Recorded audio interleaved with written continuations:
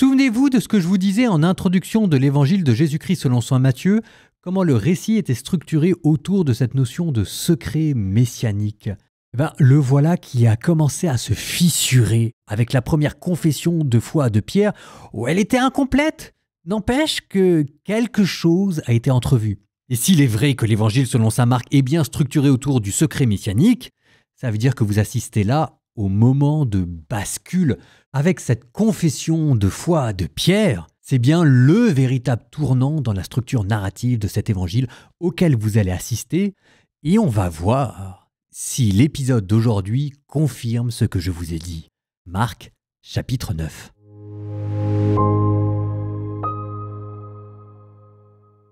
Et il leur disait : « Amen, amen, je vous le dis.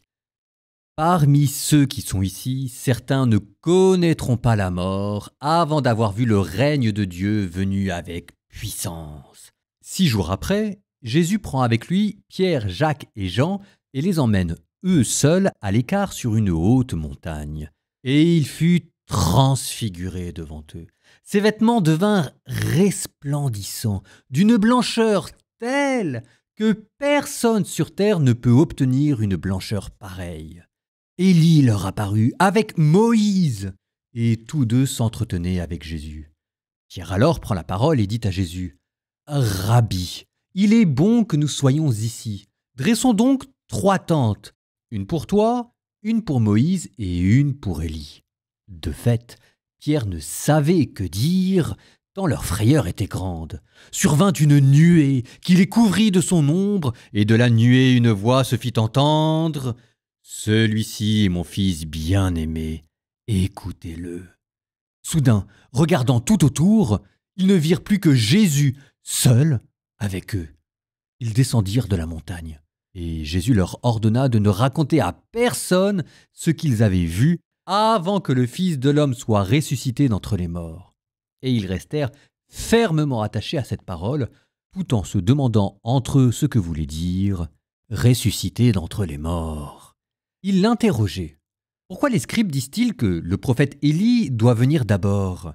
Jésus leur dit : « Certes, Élie vient d'abord pour remettre toutes choses à sa place. Mais alors, pourquoi l'Écriture dit-elle au sujet du Fils de l'homme qu'il souffrira beaucoup et sera méprisé ?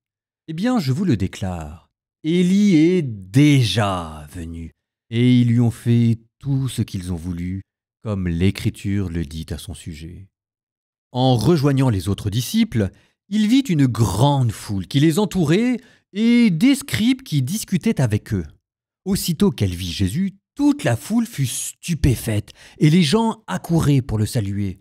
Il leur demanda : « De quoi discutez-vous avec eux ?» Quelqu'un dans la foule lui répondit : « Maître, je t'ai amené mon fils, il est possédé par un esprit qui le rend muet. Cet esprit s'empare de lui n'importe où.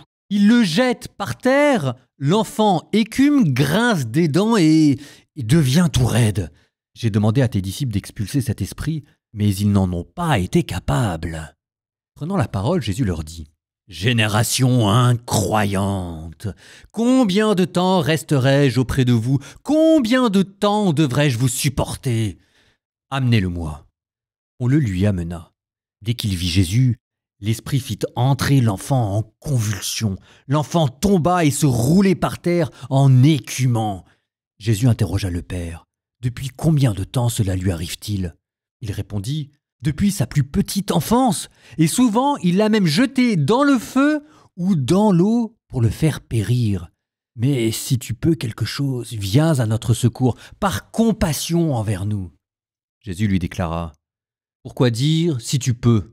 Tout est possible pour celui qui croit. » Aussitôt le père de l'enfant s'écria : « Je crois, viens au secours de mon manque de foi. » Jésus vit que la foule s'attroupait. Il menaça l'esprit impur en lui disant : « Esprit qui rend muet et sourd, je te l'ordonne, sors de cet enfant et n'y rentre plus jamais. » Ayant poussé des cris et provoqué des convulsions, l'esprit sortit.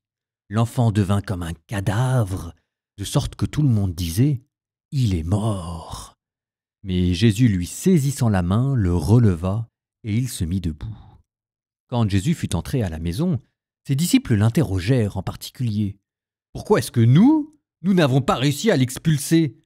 Jésus leur répondit, « Cette espèce-là, rien ne peut la faire sortir, sauf la prière. » Parti de là, il traversait la Galilée et Jésus ne voulait pas qu'on le sache, car il enseignait ses disciples en leur disant « Le Fils de l'homme est livré aux mains des hommes. Ils le tueront et 3 jours après sa mort, il ressuscitera. » Mais les disciples ne comprenaient pas ces paroles et ils avaient peur de l'interroger.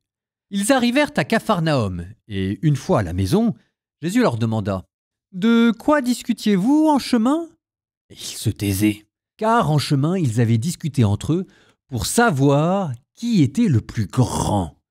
S'étant assis, Jésus appela les 12 et leur dit « Si quelqu'un veut être le premier, qu'il soit le dernier de tous et le serviteur de tous. » Prenant alors un enfant, il le plaça au milieu d'eux, l'embrassa et leur dit « Quiconque accueille en mon nom un enfant comme celui-là, c'est moi qui l'accueille.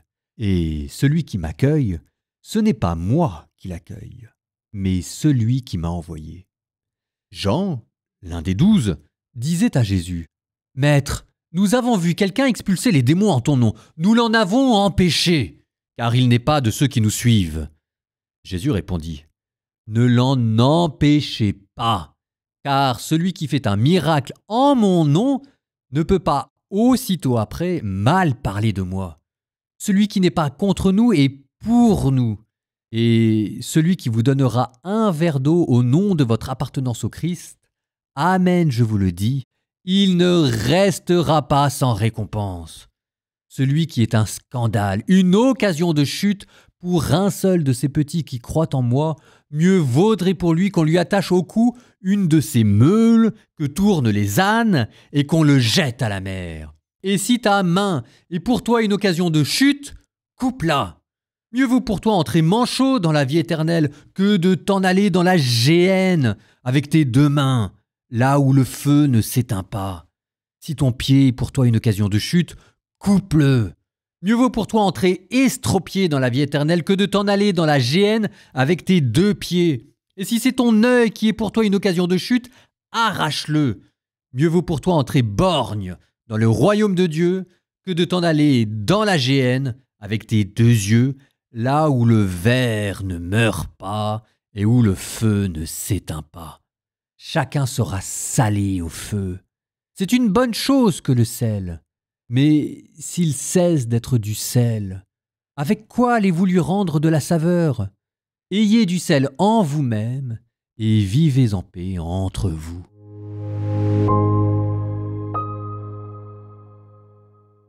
Première partie de l'Évangile selon saint Marc. Qui est le Messie? Cette question a été résolue et ça fait un grand pas. C'était la confession de Pierre. Et maintenant, Jésus peut ouvrir un nouveau chapitre dans l'enseignement qu'il veut donner aux disciples. Parce qu'il ne suffit pas de savoir qui est le Messie, ça maintenant on le sait, c'est Jésus.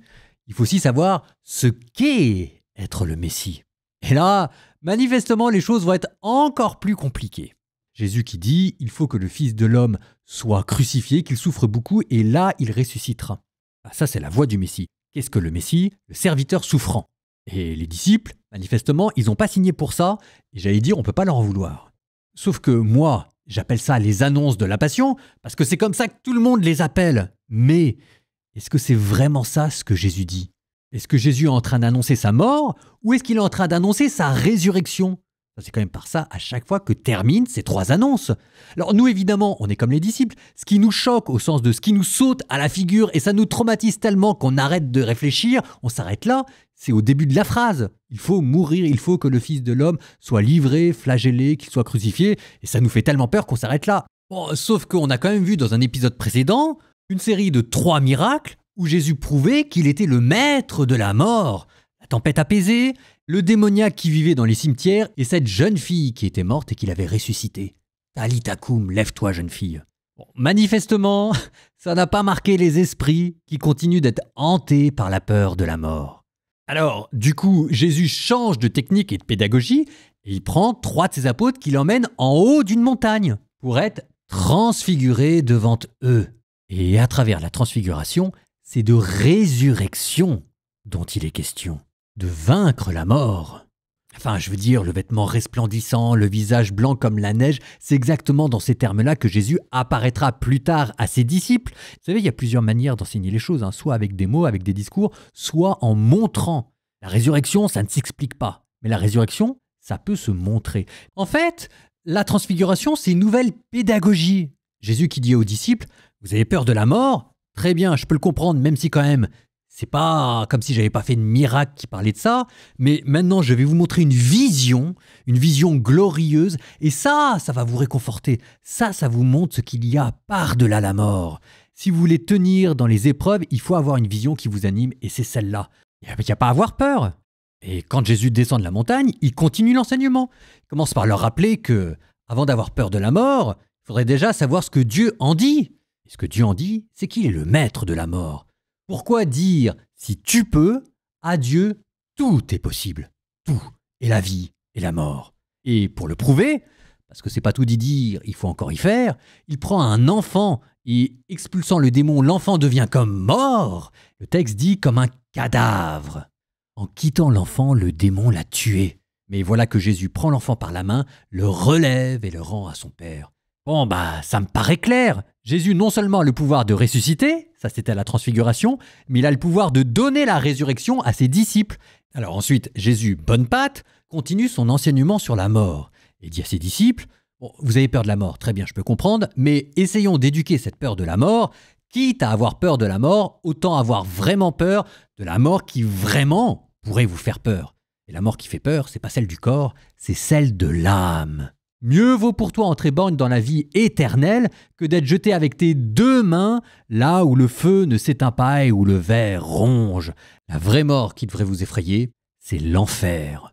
Et puis l'enseignement continue. Maintenant, Jésus prend un enfant pour le mettre au milieu des disciples.